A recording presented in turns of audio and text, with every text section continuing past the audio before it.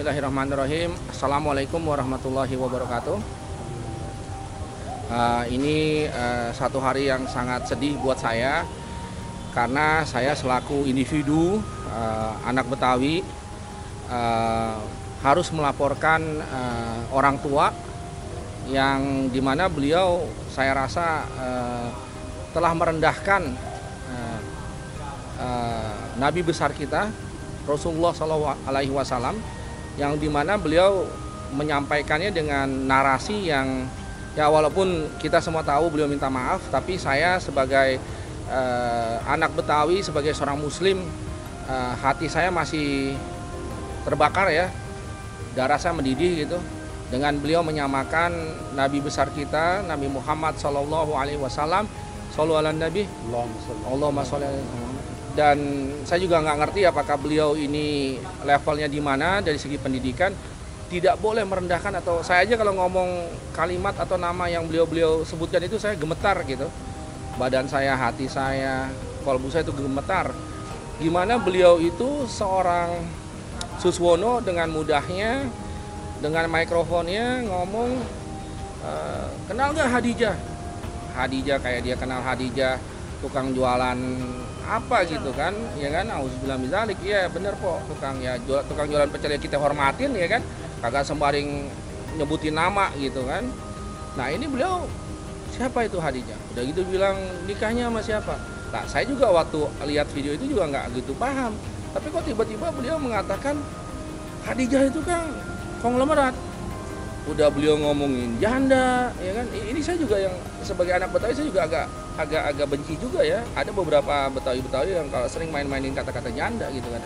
Nah ini beliau Betawi bukan ngomong ya banyak lah. Intinya lelucon yang tidak lazim. Nah di akhir narasinya beliau bahkan menyampaikan Hadijah kan konglomerat.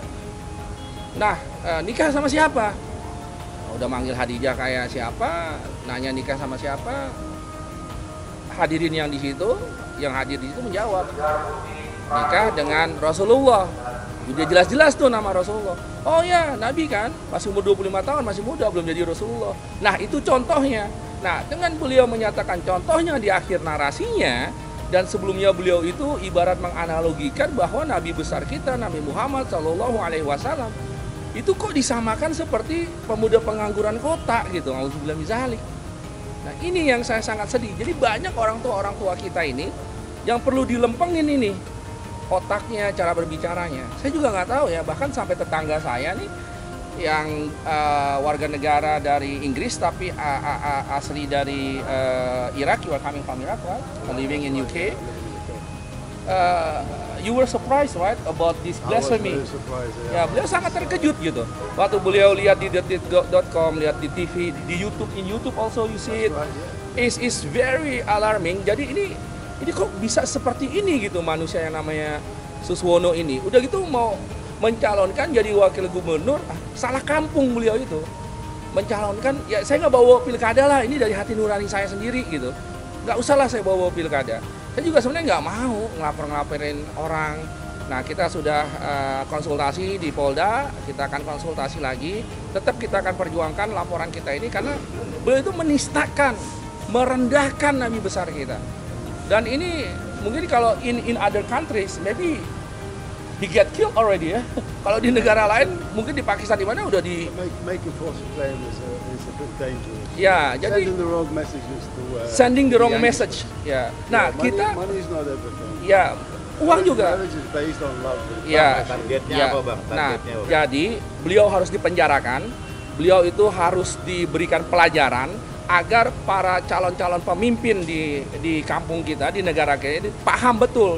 Kalau bernarasi itu jangan asal ngejablak, jangan asal ngebacot. Seperti itu. Kesian adik-adik kita, anak-anak kita, kalau yang ngajarin manusia-manusia macam seperti itu. Nah, terkait laporan tadi Pak, hasilnya apa? Kami masih berkonsultasi, ini urusannya karena memang sudah di ranah pilkada dan lain-lain. Saya tetap akan memperjuangkan laporan saya. Sekarang kita akan menuju ke Gakum di Bawaslu. Kita akan laporan itu ke Bawaslu karena beliau juga punya tim juga dari Polda yang khusus untuk hal-hal seperti ini. Nah, jadi saya sebagai warga biasa, bukan siapa-siapa, hanya anak Betawi yang sangat peduli dengan narasi-narasi yang terjadi saat ini. Dan ini satu pesan saya juga, terima kasih buat teman-teman wartawan dan para praktisi sosmed. Coba dilihat deh, kalau kita bikin searching, ini Allahu alam siapa yang bikin itu video. Jadi gara-gara narasi Suswono ini, jadi melebar kemana-mana. Itu ada akun YouTube ya, yang namanya saya belum verifikasi, tapi akan saya laporkan juga. Ini jadi kemana-mana narasinya.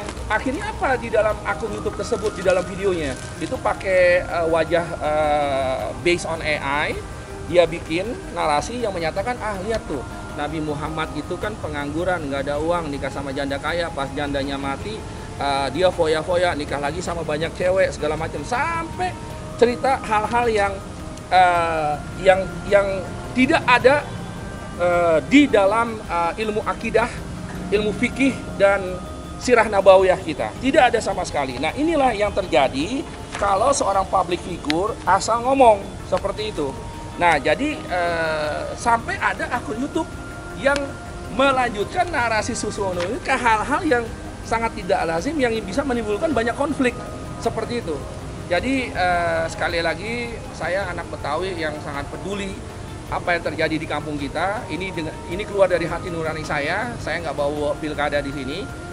Jadi kalau bisa dibilang di atas daratan ada gunung, di atas gunung ada langit.